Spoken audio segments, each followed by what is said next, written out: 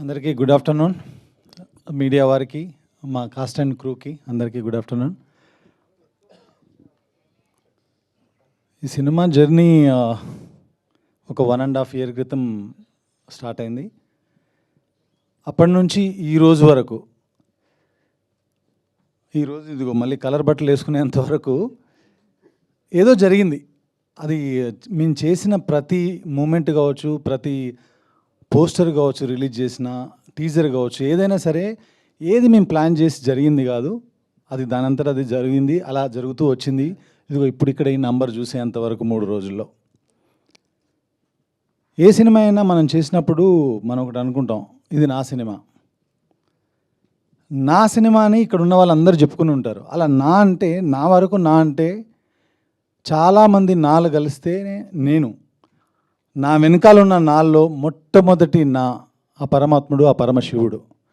ఆయన లేకపోతే నాకు ఈ ఐడియా లేదు, ఈ థాట్ లేదు, ఈ జర్నీ లేదు, ఇంతమంది మొహాల్లో ఈ నవ్వు లేదు. ఆ తర్వాత నా నెక్స్ట్ నా మధు గారు. ఐడియా చెప్పగానే మనం చేద్దాం, జాగ్రత్తగా చేద్దాం, జనాలకు రీచ్ అయ్యేలా చేద్దాం, విఎఫ్ఎక్స్ ఉన్నాయన్నారు, ఎంత ఖర్చైనా చేద్దామని వెనకాలే ఉండి వెన్ను తట్టిన మధు గారు. ఆ తర్వాత ఆ విజువల్స్కి అద్భుతమైన బ్యాక్గ్రౌండ్ స్కోర్ ఇచ్చి జనాలకి, ఇందాక అందరు చెప్తున్నారు, మీరు నోటీస్ చేసి ఉంటే ఒక 100-200 గూస్ బంప్స్ అనే వర్డ్స్ విని ఉంటారు మీరు ఇప్పుడు ఈ ప్రెస్ మీట్లో. ఆ గూస్ బంప్స్ అనే పదాలు వీళ్ళందరి నోళ్ళల్లో వచ్చాయంటే వాటన్నిటికీ కారణం అజనీష్ గారు. అజనీష్ గారు, థ్యాంక్ యూ సో మచ్. మీరు లేకపోతే ఈ సౌండ్ లేదు, ఇప్పుడు ఇక్కడ ఈ రీసౌండ్ లేదు. ఆ తర్వాతే సౌందరరాజన్, ఆయన ఇంకో నాలో ఉన్న ఆల్మోస్ట్ డెకేడ్ 10 ఏళ్ళ నుంచి పనిచేస్తున్నాం కలిసి. కానీ ఏ రోజు కూడా ఆయన లేకుండా ఏ సినిమా నేను చేయలా.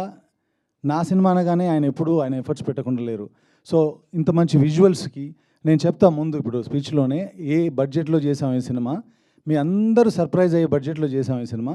సో దానికి నాకు ముఖ్యమైన సపోర్టు సౌందరరాజన్, ఆయనకు కూడా థ్యాంక్స్. ఆ తర్వాత ఆర్ట్ డైరెక్టర్ రాజీవ్ నాయర్. చూసినవన్నీ మీరు చూసిన సెట్లు కానీ, టెంపుల్ సెట్ కానీ ఏదైనా సరే మాకున్న లిమిటేషన్స్లో అద్భుతంగా వేసి మాకు ఇచ్చారు రాజు గారు. మీరు లేకపోతే ఈ సినిమా ఇంత అద్భుతంగా రాదు. అలాగే అవినాష్, ఎడిటర్ అవినాష్, గౌతమ్ రాజు గారి దగ్గర పరిచయం తను నాకేంటో ఎప్పుడు అందరు కొత్త వాళ్ళతో పనిచేస్తూ ఉంటాను. గౌతమ్ రాజు గారి దగ్గర పనిచేస్తున్నప్పుడు ఒకరోజు వాన వాన అనే సాంగ్ ఉంది, రామ్ చరణ్ గారిది, తమన్నది. ఆ సాంగ్ కట్లో తన హెల్ప్ ఉంది. ఆ రోజు నాకు ఆయన మీద ఒక ఇంప్రెషన్. ఆ తర్వాత ఈ సినిమా చేయాలనుకున్నప్పుడు తను అంటే సినిమా చేయడానికి వచ్చినప్పుడు నేను ఒకటే అనుకున్నా, చాలా కష్టపడతాడని. కానీ నిన్నటి వరకు కూడా ఆఫీస్ వదిలిపెట్టి వెళ్ళిపోలేదు. ఆఫీస్లోనే ఎడిటింగ్ రూమ్ ఉంటే. గౌతమ్ రాజు గారు అంత గొప్ప భవిష్యత్తు నీకు ఉండాలని కోరుకుంటున్నాను Avinash. Thank you so much. తప్పకుండా నీకు మంచి భవిష్యత్తు ఉంది. చాలా హార్డ్ వర్క్ చేసావు ఈ సినిమా కోసం. అలాగే మిగతా టెక్నీషియన్స్, ఈ సినిమాకి పనిచేసిన ప్రతి ఒక్క టెక్నీషియన్, స్టిల్ ఫోటోగ్రాఫర్ రాజశేఖర్ గారు కావచ్చు, మిగతా వాళ్ళందరూ పేరున వాళ్ళందరికీ కృతజ్ఞతలు. మీరు అందరూ పనిచేశారు కాబట్టి ఇది నా సినిమా, ఈరోజు నా ఓదెలా 2. ఆ తర్వాత యాక్టర్స్ దగ్గరికి వస్తే, ముఖ్యంగా ఓదెలా 2 అనుకోగానే ఈ క్యారెక్టర్కి ఎవరైతే బాగుంటారు అనుకున్నప్పుడు తమన్నా లోపలికి వచ్చింది. ఈరోజు మీరు అందరూ తమన్నా 20 సంవత్సరాల తన కెరీర్ ఒకవైపు, ఈ సినిమాలో తన పాత్ర ఒకవైపు అని ప్రేక్షకులు చెప్తున్నారు. దానికి అంత అద్భుతమైన నటన ఇచ్చిన తమన్నాకి, తను పెట్టిన ఎఫర్ట్స్కి, తన వెనకాల ఉన్న టీంకి, నీతాలుల్లా మ్యామ్ గారికి, అందరికీ పేరున థ్యాంక్ యూ సో మచ్. ఆ తర్వాత తిరుపతి. ఎప్పుడు నన్ను ఫ్యామిలీ అని అంటుంటారు వశిష్ఠ గారి విశ్వరూపం. ఆయన ఇప్పటివరకు ఎన్ని సినిమాలు చేశారో, ఎన్ని సినిమాల్లో మీరు ఆయన గుర్తుపెట్టుకున్నారో నాకు తెలియదు. కానీ ఈ సినిమా తర్వాత నుంచి తెలుగు సినిమా ఇండస్ట్రీ తనని నెత్తి మీద పెట్టుకుంటుంది. తప్పకుండా రాబోయే రోజుల్లో అద్భుతమైన పాత్రలు చేస్తూ, అద్భుతంగా మనందరినీ అలరిస్తూ, he's going to stay here for long time. All the very best. ఆ తర్వాత సినిమాలో ఉన్న యాక్టర్స్ అందరూ, శ్రీకాంత్ అయ్యంగారు కావచ్చు, ఆయనలో నాగమహేష్ గారిలో మంచి వక్త ఉన్నారని ఈరోజు అర్థమైంది, నాగమహేష్ గారు. సో శ్రీధర్ గారు, అనిల్ గారు, ఇక్కడ ఉన్న యాక్టర్స్ అందరూ, మా వంశీ గారు, గగన్. ఆ ఫస్ట్ సీన్లో చాలామంది అన్నారు ఏ రెఫరెన్స్ ఉంది ఈ సీన్, కానీ నా సినిమాల్లో మీరు చూసుకోండి ఏ సీన్లకి ఏ రెఫరెన్స్లు ఎక్కువగా ఉండవు, కథకు కూడా ఉండవు. కథలు కూడా మీరు చూసి వెతికి పెట్టినా కూడా మీకు ఏ కథకి ఒరిజినల్ స్టోరీ ఏం దొరకదు. నేను సమాజంలో చూసే రాస్తుంటాను. అవి ఏ స్థాయికి వెళ్ళినా, పాన్ ఇండియా స్థాయికి వెళ్ళినా, లేదంటే లోకల్ స్థాయిలోనే ఆగిపోయిన నా కథలన్నీ నా దగ్గర నా లోపల పుట్టినవే. సమాధి శిక్ష కూడా నాలో నేను రీసెర్చ్ చేసి రాసిందే. సమాధి శిక్ష సీక్వెన్స్ అంత బాగా పండడానికి ముఖ్య కారణం గగన్. ఆయన కింద కూర్చొని ఏడుస్తుంటే టోటల్ సీన్లోని ఎమోషన్ అంతా కూడా ఎమోట్ అయ్యి ఆడిటోరియానికి పాకింది. అంత బాగా పర్ఫామ్ చేసిన గగన్ గారికి thank you so much. So ఇంకా స్టేజ్ పైన ఉన్న శ్రీధర్ గారు, మిగతా యాక్టర్స్ అందరూ, ఇక్కడ ప్రభావతి గారికి నేను ఫ్యాన్. సిటీమార్లో ఒక సీక్వెన్స్ చూసినప్పుడు అనుకున్నాను ఈవిడ లేకుండా సినిమాలు చేయకూడదని. అలాగే కంటిన్యూ అవుతుంది, ఎందుకంటే ఆవిడకి ఏం చెప్పక్కర్లేదు, చిన్న క్యారెక్టర్ చెప్పేస్తే ఇంకా ఆవిడే చేసేస్తారు. మనమే తగ్గించుకోవాలి ఇంకా ఆవిడ చేసిన పర్ఫార్మెన్స్ని. వద్దండి 2025లో ఉన్నాం, కొంచెం తగ్గుదామని. సో అంత బాగా చేసే ప్రభావతి గారికి ధన్యవాదాలు. సిరి, ప్రియా, మా డాలీ చిన్న పిల్లగా అమ్ము అని చాక్లెట్లు ఇచ్చుతూ నేను రచ్చ సినిమాలో చేపించాను. అలాంటి అమ్మాయి ఈరోజు ఈ సినిమాలో అద్భుతమైన క్యారెక్టర్ చేసింది, తనకు కూడా థ్యాంక్స్. అలాగే పూజ, ఈరోజు నేను బర్త్డే అని విన్నాను, హ్యాపీ బర్త్డే. ఆ క్యారెక్టర్ చేయడం అంత ఈజీ కాదు. కేవలం నా మీద నమ్మకంతో ఈ క్యారెక్టర్ చేశారు. ఎందుకంటే ఒక ఆడపిల్ల హీరోయిన్గా చేద్దామని ఇండస్ట్రీకి వచ్చి ఇలాంటి క్యారెక్టర్లో, అది ఒక రేప్ సీక్వెన్స్ ఇన్వాల్వ్ ఉన్న క్యారెక్టర్ చేయడం అంత చిన్న విషయం కాదు. కేవలం ట్రస్ట్తో చేసింది, అద్భుతంగా చేసింది. ఇందాక వంశీ గారు చెప్పినట్టు ఆయనకు కూడా కంఫర్ట్ ఇచ్చింది Pooja. Long way to go. Naveen, dress బాగుంది, కానీ ఇక నుంచి నటన కూడా బాగుంటుంది, కొంచెం ఇంప్రూవ్ చేసుకో. అవమానించడానికి కాదు, ఎంకరేజ్ చేయడానికి చెప్పాను. Okay, so all the best everyone. Vamsi గారు అందరి గురించి మాట్లాడాను అనుకుంటున్నాను. ఇక ముఖ్యంగా శంకర్ గారు, సినిమా పోస్టర్ రిలీజ్ అయిన దగ్గర నుంచి మా సినిమాని నమ్మి ఈ సినిమా మేము చేస్తామని ముందుకొచ్చి ఈరోజు ఇంత దూరం తీసుకొచ్చి అద్భుతంగా డిస్ట్రిబ్యూట్ చేసి వరల్డ్ వైడ్గా 600 పైచిలుకు థియేటర్లలో రిలీజ్ చేయడానికి కారణం, నార్త్ ఇండియాలోనే 150 థియేటర్లో 160 థియేటర్లో రిలీజ్ చేశారు. అంత నమ్మకంగా నమ్మిన శంకర్ గారికి మంచి జరుగుతుంది, భవిష్యత్తులో కూడా మంచి జరగబోతుంది. తప్పకుండా నేను చేయబోయే సినిమాల్లో ఆయనతో 100% కలిసి ట్రావెల్ చేస్తాను నేను. థ్యాంక్ యూ శంకర్ గారు, ఇంత మంచి డిస్ట్రిబ్యూషన్ చేసినందుకు thank you so much. Suresh గారు, మీరు లేకపోతే కూడా ఇది లేదు. చాలా వరకు ప్రమోషన్లో కానీ మాకు మంచి ఐడియాస్ ఇస్తూ, మేము కొంచెం వర్క్లో బిజీగా ఉన్నా కూడా సినిమాని ముందుకు తీసుకెళ్ళిన సురేష్ రెడ్డి కొవ్వూరు గారు కూడా థ్యాంక్ యూ సో మచ్. అలాగే నవీన్ గారు, అలాగే సాగర్ అన్న, ఎక్కడున్నా సరే నా సినిమా అనగానే ఈ సినిమా అద్దరిపోద్ది అంతే అని గుడ్డిగా నమ్మే మీకు కూడా థ్యాంక్ యూ సో మచ్. వీటన్నిటి తర్వాత ఇప్పుడు ఇంకొక విషయం, బాలసుబ్రహ్మణ్యం గారు ఆయన ఎప్పుడు ఒక మాట అనేవాళ్ళండి. నాకేమో కొంచెం లో ప్రొఫైల్లో ఉంటాను, మీ అందరికీ తెలుసు. మనం ఎదిగామని మనమే చెప్పుకోవాలి, ఆ రోజులు పోయినాయి. మన గురించి పక్కోడు మాట్లాడే రోజులు పోయినాయి. మనం ఎదిగిన విషయం మనమే చెప్పుకోవాలి అనేవాళ్ళు. ఇప్పటివరకు ఎప్పుడు కూడా నేను ఏ స్టేజ్ మీద నేను చేసిన సినిమాల్లో నేను మాట్లాడిన మాటలు తీసుకోండి, ఎక్కడ ఏది గొప్పగా చెప్పుకోలేదు. కానీ ఈ పర్టికులర్గా ఈ సినిమా గురించి మాత్రం నేను చెప్పదలుచుకున్నాను.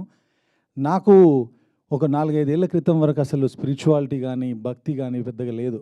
కష్టపడిన దానికి ప్రతిఫలం వస్తుందని నమ్ముకుంటూ వెళ్ళేవాడిని. అలాంటిది ఈ సినిమా, నేను ఇంటర్వ్యూల్లో చెప్పాను, మీతో మాట్లాడిన ఇంటరాక్షన్స్తో చెప్పాను, ఇది నేను రాయలేదు, ఆ పరమాత్మనే రాయించాడని.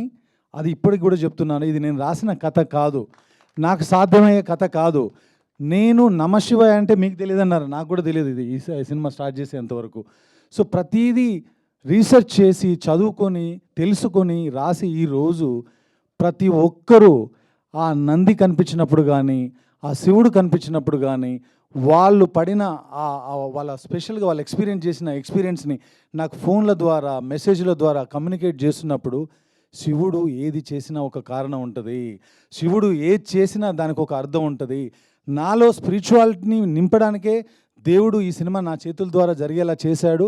అందుకేనేమో మా ఊరు నుంచి ఫోన్ చేసి, నిన్నటి వరకు నువ్వు ప్రౌడ్ ఆఫ్ నంది ఫ్యామిలీ అనుకున్నావు, ఇప్పుడు ప్రౌడ్ సన్ ఆఫ్ ఓదెలా అని చెప్తున్నారు. ఈ జీవితానికి ఇంతకంటే నాకు ఏమీ అక్కర్లేదండి. ఒక పుట్టిన ఊరి ప్రజలు, పుట్టిన ఊరి ప్రేక్షకులు మనకు ఫోన్ చేసి ఇంత అప్రిషియేట్ చేయడం అనేది అద్భుతంగా భావిస్తున్నాను, అద్భుతంగా ఫీల్ అవుతున్నాను.